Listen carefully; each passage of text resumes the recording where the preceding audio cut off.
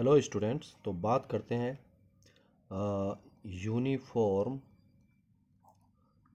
Circular motion के बारे में। यूनिफॉर्म सर्कुलर मोशन के अंदर क्या देखा जाता है कि कोई पार्टिकल अगर वृत्ताकार पथ पर एक समान चाल से गति करता है, मान लिया ये कोई वृत्ताकार पथ है और ये इसकी एक रेडियस हो गई, ये इसका सेंटर है। तो अगर कोई पार्टिकल मान लिया ये यहाँ पर एक यूनिफॉर्म स्पीड से, तो इसमें अंदर कैसी होती है स्पीड, यहाँ पर कैसी होती है यूनिफॉर्म, मतलब यहाँ पर स्पीड जो होगी कांस्टेंट होगी। वो एक वृत्ताकार पथ पर गति करता है, तब ऐसे गति को हम यूनिफॉर्म सर्कुलर मोशन कहते हैं। यूनिफॉर्म सर्कुलर मोशन के अंदर स्पीड कांस्टेंट रहती है, लेकिन अगर हम वेलोसिटी की बात करें, वेलोसिटी, क्योंकि वेलोसिटी एक वेक्टर क्वांटिटी यहाँ पर होती है। वेक्टर मीन्स इसमें मैग्नीट्यूड भी होगा और डायरेक्शन भी होगी। तो हर पॉइंट पे, मान लिया यहाँ पर ये ए पॉइंट है और मैं यहाँ पर एक बी पॉइंट मान लूँ, तो बी पॉइंट पर पार्टिकल की जो डायरेक्शन होगी वो इस तरफ को होगी ये। तो यहाँ पर क्या हो रहा है कि वेलोसिटी की जो डायरेक्शन है वो चेंज हो रही है। हम कह सकते हैं कि वेलोसिटी यहाँ पर चेंज होती है। तो यहाँ पर स्पीड कांस्टेंट रहती है और वेलोसिटी चेंज यहाँ पर होती है।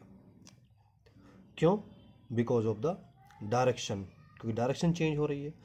तो इसलिए यूनिफॉर्म सर्कुलर मोशन के अंदर स्पीड कांस्टेंट रहेगी और वेलोसिटी यहाँ पर चेंज होगी। अब कोई पार्टिकल ए पॉइंट से, मान लिया कोई दूसरे पॉइंट यहाँ पर आ जाता है, ए डैश पॉइंट मान लेते हैं। तो यहाँ पर ये जो आर्क है ए डैश जो आर्क है,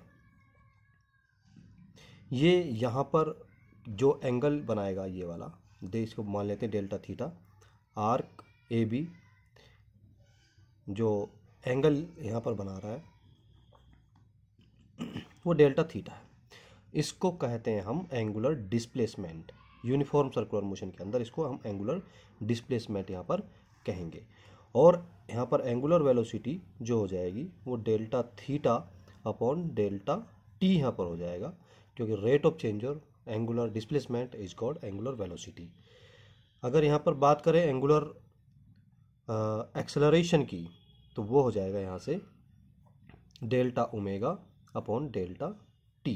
एक तरीके से ये होगा change in angular velocity upon change in time. तो इसको हम एक तरीके से यहाँ एवरेज एंगुलर वेलोसिटी या एवरेज एंगुलर एक्सेलरेशन का नाम भी यहाँ पर दिया जाता है।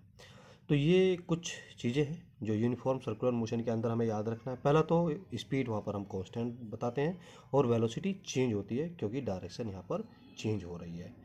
तो और उसके जो एंगुलर डिस्प्लेसमेंट होगा वो ये होगा, एंगुलर वेलोसिटी जो होगी वो ये होगी, और एंगुलर एक्सेलरेशन जो होगा वो इस प्रकार होगा।